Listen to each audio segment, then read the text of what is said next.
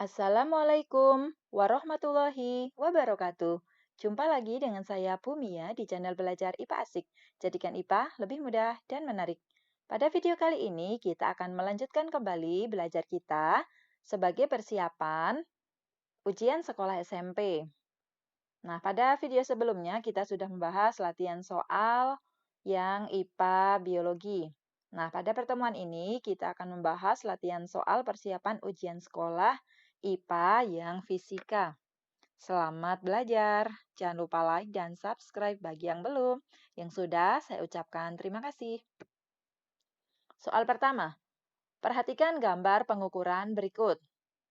Volume persegi tersebut adalah, kita akan mencari volume kubus, di mana volume kubus bisa dicari dengan sisi pangkat 3.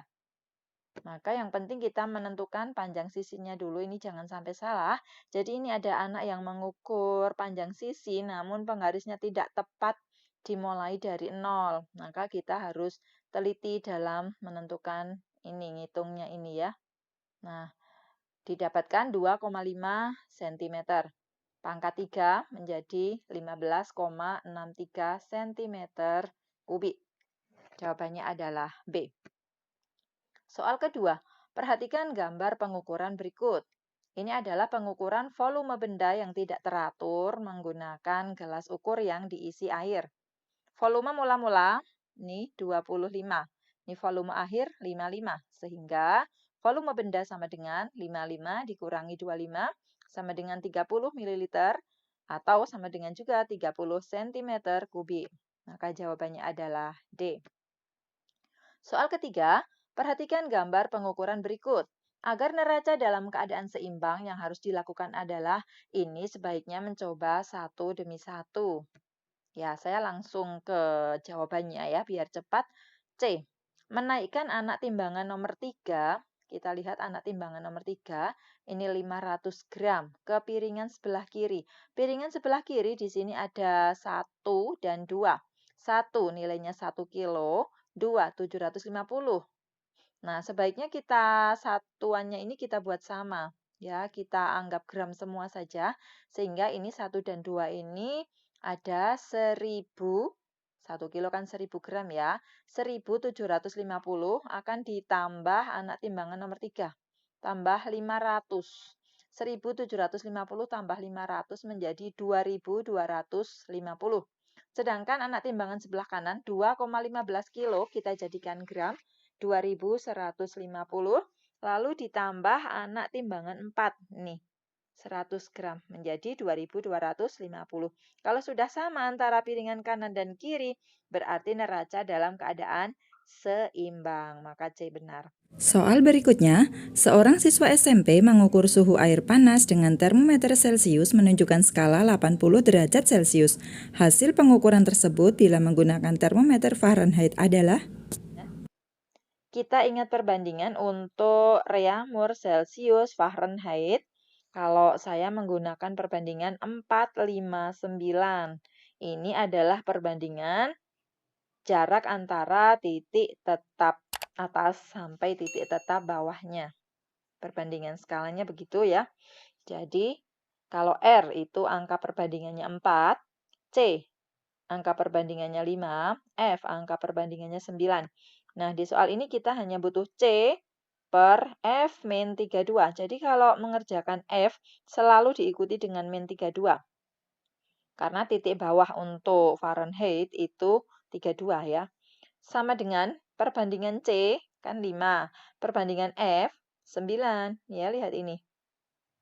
Kemudian nilai C sudah tahu di soal yaitu 80 dibagi F min 32 sama dengan 5 per 9. Kemudian perkalian silang F min 32 sama dengan 80 nih menyilang dengan 9. 80 kali 9 dibagi 5, 5 ini. Maka F min 32 sama dengan 16 kali 9, 16-nya dari ini, 80 bagi 5. 16 kali 9, 144. Ini belum selesai, jangan langsung dipilih ya. Kemudian F sama dengan 144 ditambah 32. Jadi ini kan min 32, pindah ruas ke kanan jadi plus 32. Menjadi 176 F. Maka jawabannya adalah A. Soal selanjutnya, perhatikan gambar berikut. Diketahui bahwa koefisien muai panjang baja dan tembaga masing-masing 1,2 kali 10 pangkat min 5 per derajat Celcius dan 1,7 kali 10 pangkat min 5 per derajat Celcius. Di tempat tersebut mengalami kenaikan suhu 50 derajat Celcius. Alarm yang berbunyi adalah, kita lihat untuk alarm ini memiliki celah dari kontak alarm sampai ke logamnya. Untuk gambar 1 celahnya 11 mili, untuk gambar 2 celahnya 16 mili.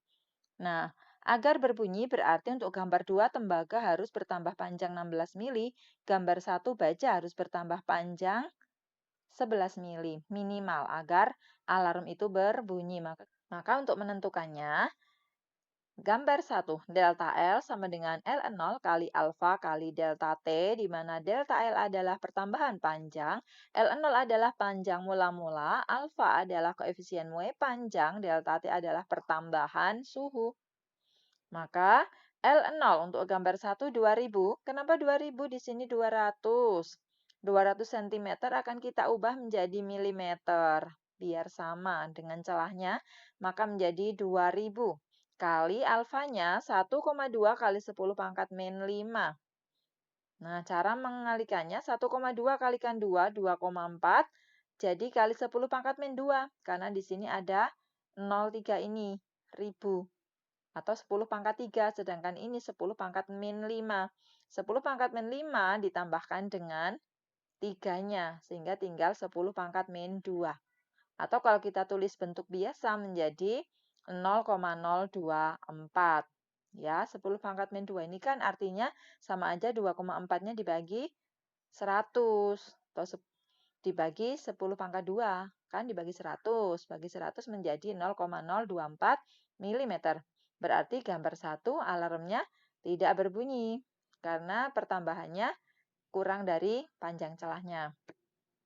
Untuk gambar 2, delta L sama dengan L0 kali alfa kali delta T. Sama ya, L0-nya 2000. Alfanya tinggal mengalikan dengan ini, 1,7 kali 10 pangkat min 5 menjadi 1,7 kali 2, 3,4 kali 10 pangkat min 2. 10 pangkat min 5, nih dikalikan 0,3 tadi ya, menjadi 10 pangkat min 2 dikalikan menjadi 0,034 mm. Juga kurang dari 16 sehingga tidak berbunyi juga. Maka tidak ada alarm yang berbunyi. Soal berikutnya, perhatikan gambar berikut. Pemanfaatan pemindahan kalor secara radiasi dalam kehidupan sehari-hari ditunjukkan pada gambar. Kembali dulu tentang perpindahan kalor. Yang pertama, konduksi. Konduksi di sini merupakan perpindahan kalor tanpa disertai perpindahan partikel zat. Biasanya terjadi pada zat padat. Kemudian konveksi ini perpindahan kalor dengan disertai perpindahan partikel zat. Kemudian radiasi ini adalah perpindahan kalor tanpa zat perantara. Sehingga yang ditanyakan radiasi maka 1 dan 3. 1 gambar api unggun, 3 adalah menjemur pakai tempuh kendaraan A dan B. Kendaraan A dan B berturut-turut melakukan jenis gerakan apa? GLB artinya gerak lurus beraturan, GLBB artinya gerak lurus berubah beraturan. Jawabannya adalah A. Cara menentukannya adalah dengan menentukan kelajuannya dulu. Kelajuan itu jarak bagi waktu. Sehingga untuk mobil A, 3 bagi 1, 3, 6 bagi 2, 3, 9 bagi 3, 3, 12 bagi 4, 3 juga, 15 bagi 5, juga 3. Selalu tetap. Kalau kelajuannya selalu tetap, berarti dia adalah GLB, gerak lurus beraturan. Ya, tidak berubah kecepatannya. Sedangkan untuk kendaraan B, kita lihat 3 bagi 1, 3, 8 bagi 4, 2, 15 bagi 3, 5, 24 bagi 4, 6, 35 bagi 5, 7. Bertambah terus ya. Nah, karena kelajuannya bertambah terus, maka si mobil B ini melakukan gerakan GLBB, gerak lurus berubah beraturan. Berubahnya secara teratur ya. Jadi jawabannya adalah A. Soal berikutnya, peti tersebut bergeser sejauh 2 meter dan membutuhkan energi sebesar 2300 Joule. besar gaya gesek antara roda dengan jalan tersebut adalah. Kita gunakan W sama dengan sigma F kali S. W adalah usaha atau energinya, yaitu 2.300, sama dengan sigma F ini 400 ditambah 300. Ini dari 3 orang ini ya. Kemudian setelah itu dikurangi dengan F gesek atau gaya gesek roda ini yang arahnya berlawanan dengan kecenderungan gerak benda. Setelah itu dikalikan perpindahannya 2 meter. 2.300 sama dengan ini dijumlah ya, 500, 400, 300 nih, 1.200 dikurangi F gesek kali 2. Maka 1.200 dikurangi F gesek menjadi 2.300 bagi 2. Jadi 2-nya untuk membagi sebelah sini.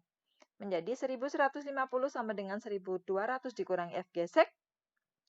Maka F gesek sama dengan 1.200, pindah ruas ke sana, dikurangi 1.150. Maka F geseknya adalah 50 Newton. Jawabannya adalah A. Soal berikutnya, perhatikan gambar tuas berikut. Ada tuas atau pengungkit, ada titik tumpu di sini, ya. Jika panjang tuas tersebut 1.500 meter, berarti dari sini sampai sini nih, panjang semuanya. Jika panjang tuas tersebut adalah 1,5 meter, berarti dari sini ke sini. Panjang tongkatnya ini atau tuasnya ini 1,5 meter. Sejauh manakah penumpu harus digeser?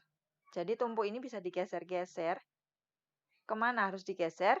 Agar tuas dapat mengangkat beban tersebut dengan gaya kuasa minimal 8.000. Nah, untuk itu kita pelajari dulu bagian-bagian tuasnya ya. Di sini ada titik tumpu. Di sini ada beban W. Jarak antara tumpu sampai W adalah LW. Jarak tumpu sampai kuasa adalah LF. Jadi F-nya ini adalah kuasa atau gaya kuasa, LF 100, sedangkan LW nilainya di sini 50. Ini ada satu besaran yang kita belum ketahui nilainya, yaitu W-nya. W-nya berapa? Akan kita tentukan terlebih dahulu. Ya, sebelum digeser. F kali LF sama dengan W kali LW. F 20.000 nih ya, 20.000 kali LF-nya 100 sama dengan W, belum tahu kali LW 50. Maka menjadi berapa ini? Nolnya banyak sekali ya. Menjadi 2 juta sama dengan W kali 50. Maka W sama dengan 2 juta dibagi 50 menjadi 40.000 Newton. Nah, setelah itu si tuas ini harapannya nanti akan bisa mengangkat gaya kuasa minimal 8.000. Kita lebih enak mencoba satu-satu dari option A, B, C, D ini. Kita coba A. Setelah digeser untuk option A. Untuk option A ini digeser 20 cm mendekati beban. Jadi tumpu ini digeser ke sini 20 cm. Maka LW yang tadinya 50 karena ini digeser ke sini 20. Jadi berkurang ya 50 kurangi 20. Jadi LW-nya tinggal 30 cm. Sedangkan LF-nya jadi bertambah. Jadi 120. Sama cara mencarinya. F kali LF sama dengan W kali LW. F-nya adalah F yang kita inginkan, yaitu 8.000 kali LF-nya 120 nih yang baru ya, sama dengan W.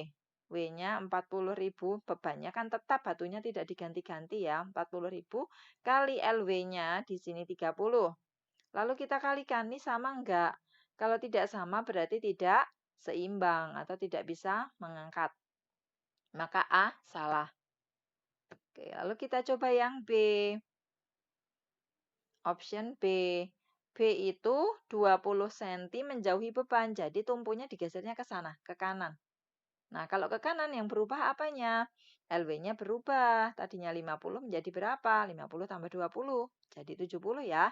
Sedangkan LF-nya berkurang. Tadinya 100 menjadi 80 saja. Dengan cara yang sama, ternyata ditemukan option B tidak seimbang. Gitu. Sampai kita coba option C. Option C. Digeser 25 cm mendekati beban. ke sana, digeser ke sana 25. Ya, sehingga dengan cara yang sama akan ketemu nilai yang seimbang. Sebelah kiri 1 juta, sebelah kanan 1 juta. Maka seimbang. Berarti jawabannya adalah C. Gitu. Cara mengerjakannya memang agak rumit, agak lama gitu. Nah, ini kita lihat adalah tingginya air. Nah, jadi yang paling tinggi itulah yang memiliki atau akan menekan lebih besar. Maka urutannya adalah 3, lalu 1, 4, baru 2. Soal berikutnya tentang ayunan atau getaran. Perhatikan gambar ayunan berikut. Jika panjang tali ayunan itu diubah menjadi 20 cm dan massa bandulnya menjadi 60 gram, yang akan terjadi adalah. Oke. Talinya tadinya 12 cm menjadi 20, berarti kan talinya makin panjang. Sedangkan massa bandulnya akan diperbesar. Kita harus ingat bahwa massa tidak mempengaruhi besarnya frekuensi dan periode pada getaran bandul ini, ya. Nah, prinsipnya semakin panjang talinya, frekuensinya akan semakin kecil atau semakin sedikit jumlah getarannya. Nah, sedangkan periodenya atau lamanya waktu itu akan semakin besar, semakin lama sampainya kalau talinya panjang. Oke, maka jawaban yang benar adalah D. Frekuensi ayunan berkurang ya. Bila talinya bertambah panjang, frekuensi ayunan berkurang, periodenya bertambah. Frekuensi ayunan berkurang, periode ayunannya bertambah. Jawabannya adalah D. Soal berikutnya, perhatikan gambar berikut. Saat tali diayunkan, bandul yang akan beresonansi adalah nomor. Bandul yang beresonansi atau ikut bergetar, jadi satu diayunkan, bandul lain ada yang ikut berayun, adalah satu diayunkan, ada bandul lain yang akan ikut berayun, adalah bandul yang panjang talinya sama.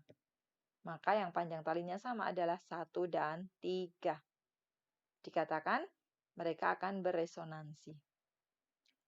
Soal selanjutnya, sebuah bom molotov meledak di depan 2 buah tembok yang berbeda jarak dan tingginya. Bunyi pantul dari tembok terdekat terdengar kembali 0,4 detik sesudah ledakan dan 0,2 detik kemudian terdengar gema dari tembok sesudahnya. Jika cepat rambat bunyi 330 meter per sekon, jarak antara tembok pertama dan kedua adalah, kita gambar dulu, ini bomnya, ini tembok 1, misalnya ini tembok 2, atau saya sebut tembok AB. Waktu bom ke tembok A, 0,2 Waktu bom ke tembok A, 0,4 detik. Di sini ya, terdengar 0,4 detik. Dibagi 2. Kenapa dibagi 2? Karena kan pantulan, suara pantulan, maka dibagi 2. Dia menempuh jarak bolak-balik. Maka menjadi 0,2 detik. Sedangkan waktu bom ke tembok B, waktu terdengarnya ya, ke tembok B, 0,4 ditambah 0,2. Karena di sini kan 0,2 detik kemudian. Berarti 0,4 ditambah 0,2 ini akan 0,6, lalu dibagi 2 juga menjadi 0,3 detik. Jarak bom ke tembok A sama dengan kecepatan kali waktu A. Kecepatan nih, kecepatan rambat bunyi 330 kali 0,2 menjadi 66 meter. Jarak bom ke tembok B, kecepatan kali waktunya B, 330 kali 0,3, 99 meter. Jadi, jarak tembok A ke B adalah 99 dikurangi 66, 33 meter. Jawabannya adalah D. Berikutnya, seorang siswa meletakkan lilin di depan lensa cembung dan bayangannya tertangkap oleh layar seperti gambar. Lilin ke lensa 12 cm, ini berarti jarak benda. Lensa ke bayangan lilin 24 cm, ini adalah jarak bayangan. Yang ditanyakan akan diperoleh bayangan nyata yang sama besar dengan lilin aslinya, maka kita tentukan dulu berapa fokus lensa ini ya. 1/s tambah 1/s aksen sama dengan 1/f. Maka 1/12. S itu jarak bendanya ya, tadi 12 cm.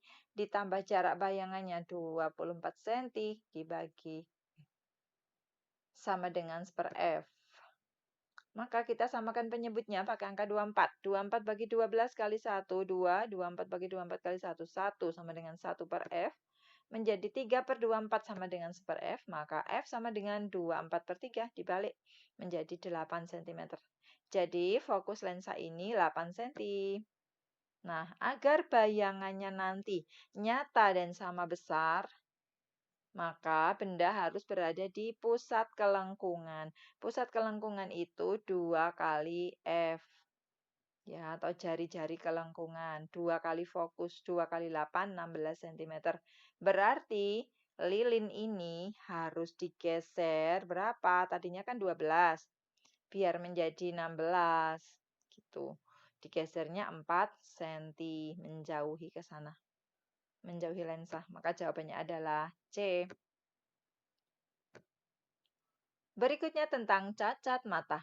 Seorang hipermetropi ingin membaca dengan jarak 25 cm. Titik dekat orang tersebut 50 cm. Jenis dan kuat lensa kacamata yang dipergunakan adalah, ya rumusnya ini. Untuk rabun jauh atau miopi, P ini adalah kekuatan lensa, min 100 bagi PR. Punctum remotum atau titik jauh mata. Sedangkan kalau dia rabun dekat atau hipermetropi, menggunakan ini, P sama dengan 100 per SN dikurangi 100 per PP. Di soal ini hipermetropi, berarti kita akan pakai rumus yang bawah ya. P sama dengan 100 bagi SN dikurangi 100 bagi PP. 100 bagi SN, SN-nya adalah normal, yaitu 25 nih. Dikurangi 100 dibagi titik dekatnya 50. Menjadi 100 bagi 25. 4 dikurangi 100 bagi 52. 4 kurangi 2, 2 dioptri. 2 dioptrinya positif ya. Maka isinya adalah D. Soal berikutnya, perhatikan rangkaian listrik berikut. Besar hambatan R3 yang ditanyakan hambatan di sini. Kita cari dulu hambatan totalnya dengan I sama dengan V per R. I nilainya adalah kuat arus nih I, 2 sama dengan V.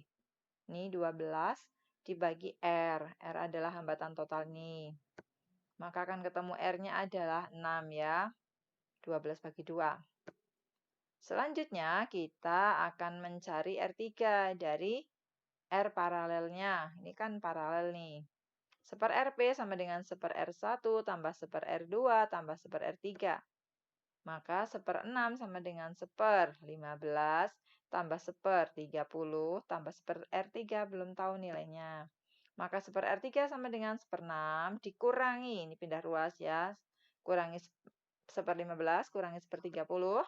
Disamakan penyebutnya dengan angka 30. 30 bagi 6 kali 1, 5. 30 bagi 15 kali 1, 2. 30 bagi 30 kali 1, 1. Sehingga 1/R3 sama dengan, ini 5 kurangi 2 kurangi 1 adalah 2, yang bawah kita tulis 30.